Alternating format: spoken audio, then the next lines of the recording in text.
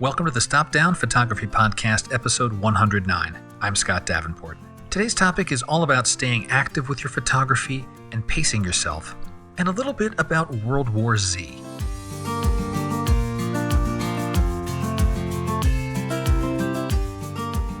Hi, welcome. Thanks for joining me. I'm glad to be back with you for another chat about photography, this shared passion of ours.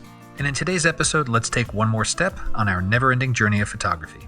In this episode, well, it's a mix of some personal narrative from yours truly, and hopefully some inspiration to keep you moving forward on your photographic journey.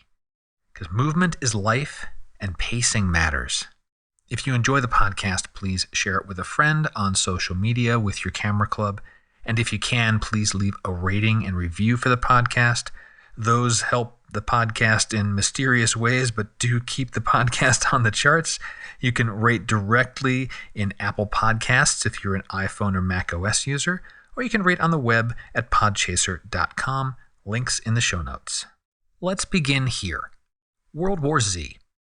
It's a movie from about 10 years ago, 2013, I think. I only saw it recently. If you don't know the film, it's a zombie movie. An infection grips the planet, and there is basically a zombie apocalypse.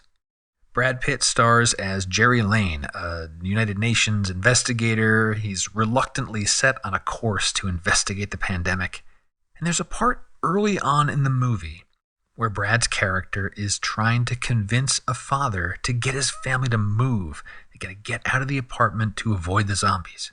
And he says, "Movemiento es vida." Movement is life. Now, I don't know if that line was written as a throwaway or not, yet it's profound, and it connected with me in a few ways, one of which, not surprisingly, is photography. Now let me back up. It has been a little over 3 years since the COVID pandemic, and each of us has a story or more than a story to tell about the last 3 years.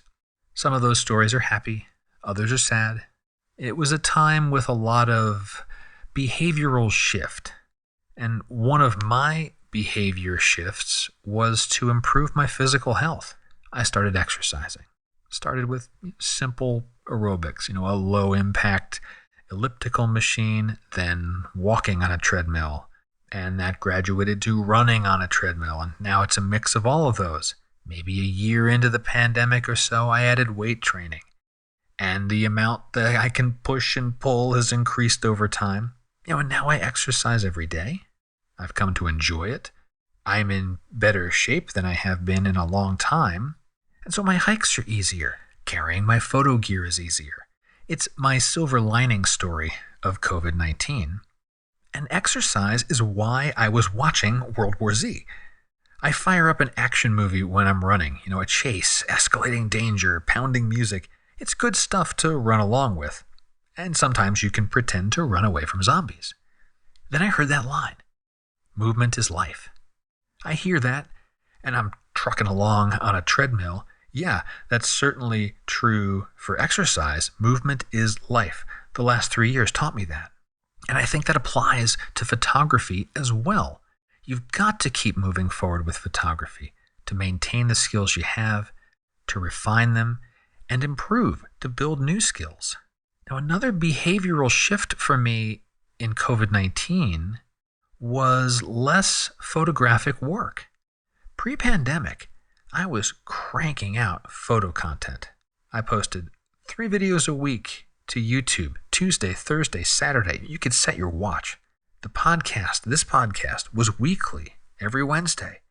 And I was out with the camera in the field for at least 2 personal shoots a week.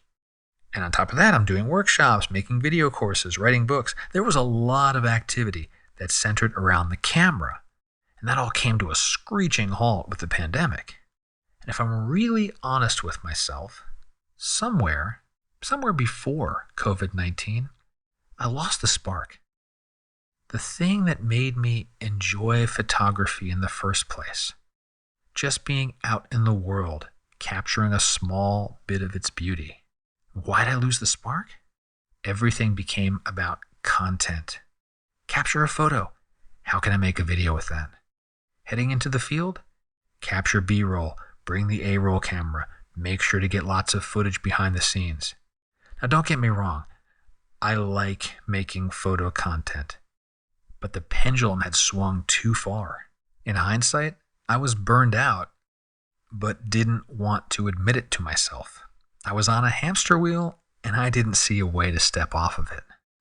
Now, with the shackles of the pandemic off, overcoming the inertia that set in with my photography, that hasn't been easy. It didn't just snap back.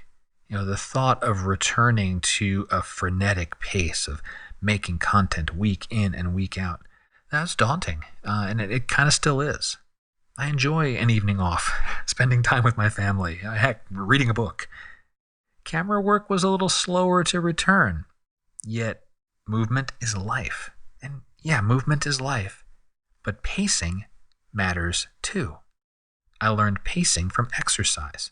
You can't just start out flat out running on day one. You walk before you trot before you jog before you run.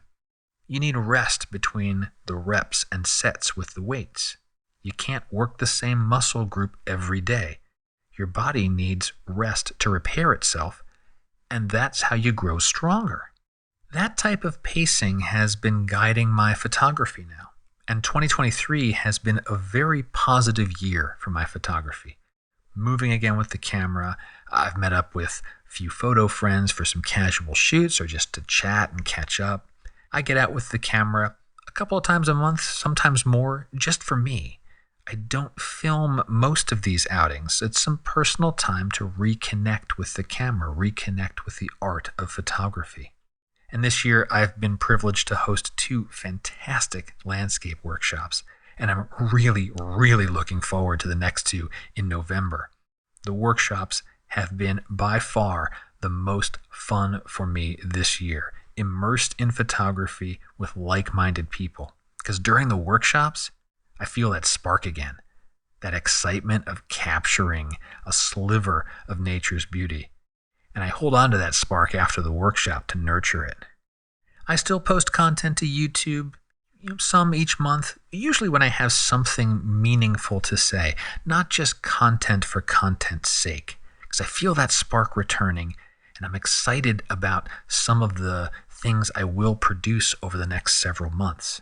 I mentioned, I think, in the last podcast about some video courses I've started work on. I'm genuinely excited about those because I think it'll be more than just crank out a piece of content. It'll be a meaningful video course. So why do I share all this with you? You may not be a content creator or making your living with photography. Yet I do think ebbs and flows are natural for all photographers. So maybe you've been away from your camera for a while. Other areas of your life have demanded more of your time. Or you just haven't felt inspired to pick up the camera and make some photos. I want to encourage you to do that. If it's a balance of life and art, carve out a little bit of time. Find a way to get that camera in your hands again. Take a few photos and move forward. If you're looking for inspiration, try a different genre or borrow a friend's camera, attend a photo workshop, something to kindle that spark that you've had and probably still have somewhere with photography. Find that balance. Movement is life, and the pacing matters.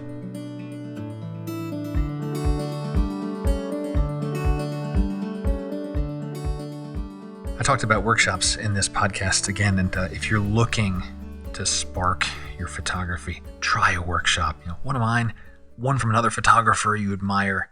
No matter what, you'll be happy you did. Workshops are so much fun and so good for a photographer. And I will advocate a workshop over a photo tour. A tour being, it might be a larger group and they just take you to places and say, here are interesting things, go forth and take photos. Look for a workshop. Those are usually smaller groups. You'll get more one-on-one attention from the instructor. It's a more intimate group, so you'll connect with all the different photographers in the workshop, and you end up everyone learning from one another. It is fantastic stuff. My remaining workshops aren't out until November. It's kind of making me wish I had a summer workshop, but I don't. It's out in November, and one of them still has space open. The Bandon Beach and Beyond workshop. That's the iconic Bandon Beach in Southern Oregon. 4 days, November 13th through 16th. The cost is $1,595, $1,595. All the details are on my workshops page, and I'll put a link in the show notes. Again, find yourself a workshop, whether it's the one I'm hosting in Oregon or another one closer to where you live, different genre you want to explore. Get yourself a workshop for the back half of 2023. You'll be happy you did. And that will wrap this podcast up. I hope you enjoyed it. I hope it gives you a little inspiration to get back out with the camera if you haven't been in a while, or if you're feeling like you're grinding away and you're spending maybe too much time with the camera, like I had that problem. Tap the brakes, slow it down a little bit, find that right pacing that works for you. And if you did get some inspiration from this podcast and would like to support the show, check the show notes. Or on every page of scottdavenportphoto.com, there is a support my work button, and there are lots of zero cost ways, zero cost to you, that you can support this podcast and my other photo work.